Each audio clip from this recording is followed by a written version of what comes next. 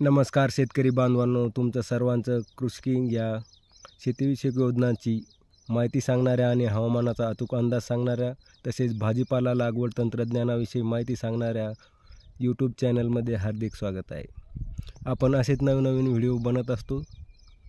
आज आपण भाजीपाला पिकातील प्रमुख समस्या म्हणजे रोप लागवडीनंतर येणारी गोगलगाय, या गोगलगायीचे नियंत्रण कसे करायचे आहे आणि या गोगलगायीमुळे कसे नुकसान होते हे या व्हिडिओच्या माध्यमातून आपण बघणार आहोत।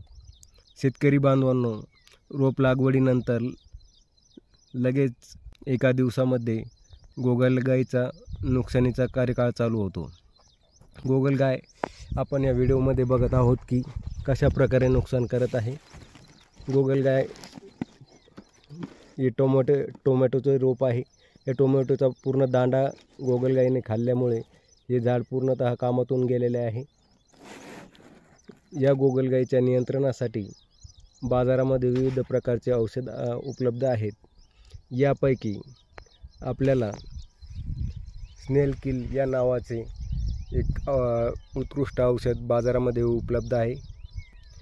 स्नेल किल या औषधामध्ये मेटलडिहाइड 2.5% उपलब्ध आहे।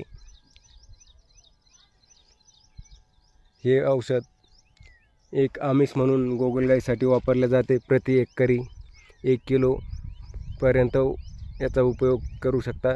रोप लागवडीनंतर रोपाच्या बुडापाशी याचे छोटे छोटे 2 ते 3 खडे आपण रोपाच्या बुडाला टाकायचे आहे। एक जांभळ्या कलरचे हे औषध असून हे आमिष म्हणून गोगलगायीसाठी काम करते।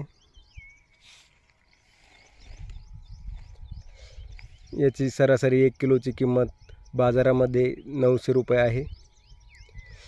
आपण बघत आहोत की याचा वापर आपण काल टोमॅटो पीक लागवडीनंतर टोमॅटोच्या बुडापाशी केला होता।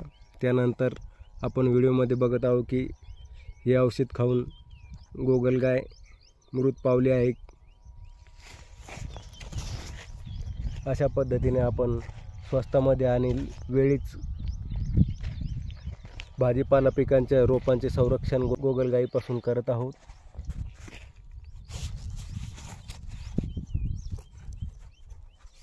गोगलगायीसाठी काही शेतकरी रात्रीच्या सुमारास 9 नंतर एक पकडून सुद्धा नष्ट करतात, परंतु ही पद्धत फार त्रासदायक आहे। त्यापेक्षा स्नेल किल या औषधाचा वापर करून आपण गोगलगायीचे नियंत्रण अगदी सोप्या पद्धतीने आणि कमी श्रमामध्ये करू शकतो। असेच नवनवीन व्हिडिओ आपण या यूट्यूब चॅनलवर टाकत असतो, त्यामुळे या चॅनलला सबस्क्राईब करा आणि हा व्हिडिओ सर्व शेतकरी बांधवांपर्यंत शेअर करा, जेणेकरून शेतकऱ्यांचा यामध्ये फायदा होईल। धन्यवाद। जय जवान जय किसान।